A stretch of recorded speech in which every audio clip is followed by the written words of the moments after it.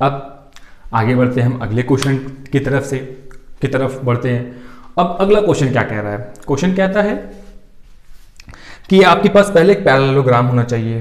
तो पहले एक पैरेललोग्राम ड्रॉ कर लेते हैं। ठीक है, माना कि ये हमारा क्या है, एक पैरेललोग्राम है। क्या है? एक पैरेललोग्राम है। अब इस पर क्या कह रहा है? इस पर एक तुम्हारा क्या होना चाहिए, विकर्ण होना चाहिए। तो विकर्ण बनाते हैं जल्दी से।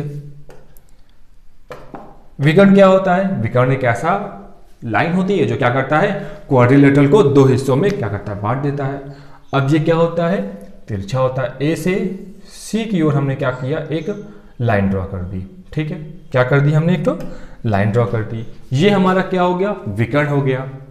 अब मैंने बताया था हमारी जो पैरेललोग्राम है उसकी प्रॉपर्टी होती है कि वो इस पूरे एंगल को क्या कर देता है, इक्वली क्या करता है, डिवाइड कर देता है।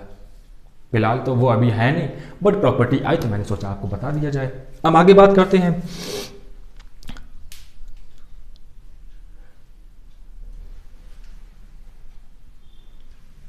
अब जब हमारे पास ऐसा बन गया तो पहले अगर हम देखते हैं ट्रायंगल या half quadrilateral a d c में, तो हमारे पास जो एंगल ए है वो है 65 डिग्री। जो एंगल ए है वो है 65 डिग्री। अब यहाँ ये पूरा एंगल तो है नहीं, पूरा एंगल क्या होता है, पूरा एंगल यहाँ से यहाँ तक का होता है, बट ये हाफ एंगल है तो इसको हमने नाम दिया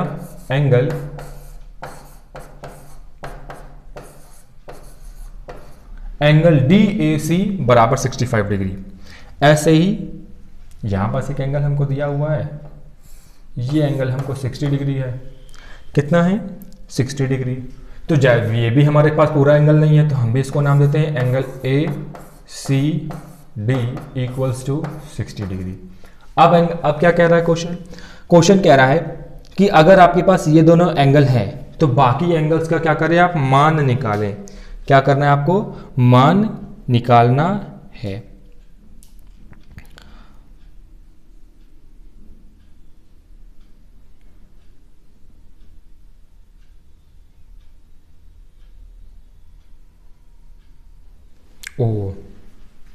अब देखो क्वेश्चन क्या कह दिया। क्वेश्चन कह रहा है कि आपको ये वाला एंगल और ये वाला एंगल क्या करना है, फाइंड करना है। क्या करना है, एंगल सी ए बी ए सी क्या करना है, फाइंड करना है। बी ए सी कौन सा एंगल है, ये वाला एंगल। इसको हम मान लेते हैं एंगल ए। ठीक है, क्या करना है हमें, एंगल ए फाइंड करना है। दूसरा एंगल हमारा b, angle a b c यानी कि बी को क्या करना है, फाइंड करना। इसको हम मान लेते हैं स्मॉल बी। फिर एंगल हमारा कौन सा है, एंगल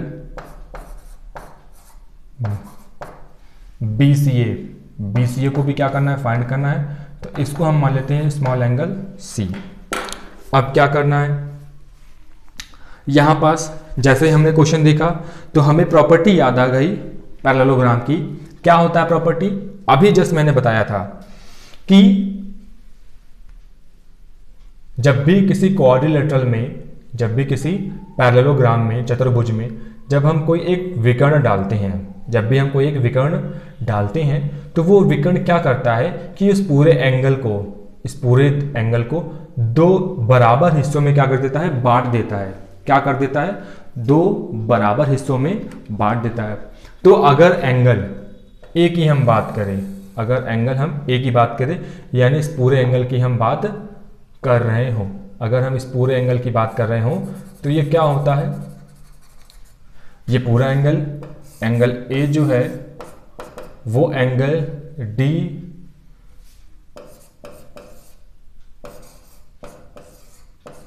ए सी प्लस, हमने एंगल को क्या माना था, बी ए सी, तो एंगल बी ए सी क्या होंगे, बराबर होते हैं। अब ये दोनों क्या करता है, दोनों क्या होते हैं, बराबर होते हैं। तो ये हमारा टू हाफ एंगल यानी हाफ ऑफ एंगल ए ये और हाफ ऑफ एंगल ए ये, यानी कि दोनों एंगल क्या होते हैं, बराबर होते हैं। जिस वजह से हम क्या कहते हैं कि जो हमारा ये जो एंगल ए जो हमें फाइंड करना है वो कितना हो जाएगा, 65 डिग्री हो जाएगा। कितना हो जाएगा, 65 डिग्री, ये जितना है। तो angle a, so angle DAC, angle DAC is equals to angle BAC। किस वजह से, क्योंकि ये पूरा एंगल आपस में बराबर होता है, हाफ एंगल बराबर होते हैं, पूरा एंगल का क्या होता है, सम होता है। पूरा एंगल का क्या होता है, सम होता है, और ये दोनों आपस में बराबर होते हैं। हमें कौन सा एंगल निकालना है, एंगल BAC, और एंगल DAC की वैल्यू कितनी है हमारे पास, 65। कितनी है, 65 डिग्री, और ये बराबर हो जाएगा BAC के। तो हमारे पास जो एंगल BAC है, यानी कि जो एंगल A है, वो कितना हो जाएगा, 65 डिग्री। बहुत आसान है। क्या आपको समझ में आया हो तो कमेंट जरूर करिएगा, ठीक है। सिमिलरली इसी तरीके से क्या होगा, एंगल CB यही बराबर होगा। अगर डायगोनल क्या है, एक विकर्ण ने एंगल C को काटा है, तो जो इतना यहां पास एंगल है वही एंगल यहां पास बनेगा, तो एंगल CB क्या हो जाएगा, हमारा 60 डिग्री हो जाएगा। सिमिलरली इसी तरीके से, ठीक है। अब आगे बढ़ते हैं। ये तो हो गए हमारे पास, ये दोनों वैल्यू आ गई, ये हमारा 65 डिग्री और ये हमारा 60 डिग्री, ठीक है। अब हमें निकालना है एंगल B, इसको निकालना है। तो क्या करेंगे, इसके लिए हमारे पास दूसरी प्रॉपर्टी है। क्या है, दूसरी प्रॉपर्टी है, प्रॉपर्टी ये है कि अगर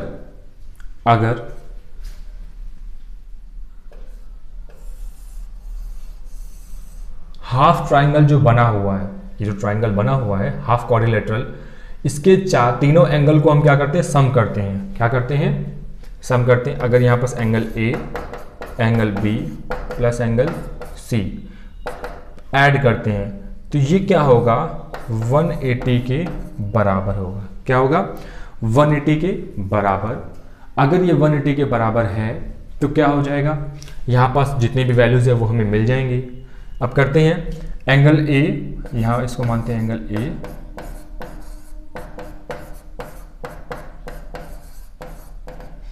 हमें क्या करना है, एंगल B निकालना है। एंगल A की वैल्यू हमको दी गई है,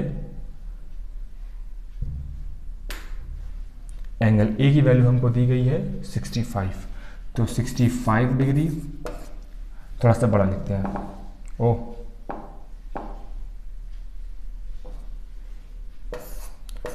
65 degree plus angle B degree plus C की वैल्यू हमारे पास कितनी है, 60 डिग्री, तो ये हो गया हमारे पास 60 डिग्री इक्वल्स टू 180 डिग्री। ऐसा क्यों हो रहा है, इक्वल 180 डिग्री।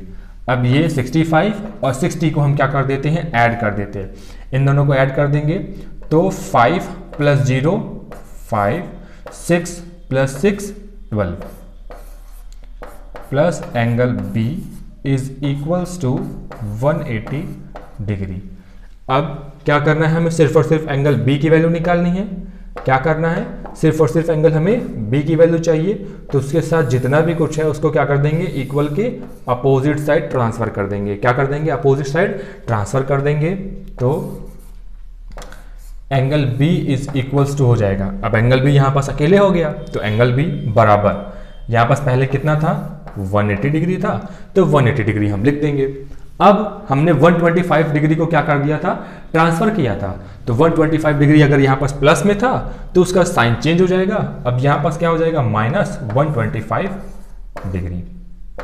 सॉल्व करते हैं, क्या करेंगे, 0 5 माइनस होगा नहीं, कैरी लेंगे, 10 में से 5 को माइनस किया तो 5, ये हमने 1 कैरी दे दिया था 8 में से, तो हो गया 8, अब हो गया 7 में से 2 को माइनस करेंगे तो 7 6 आया हमारे पास क्या, 5, और 1 में 1 माइनस कर देंगे तो 0, तो हमारे पास जो एंगल B की वैल्यू हो गई वो कितनी हो गई,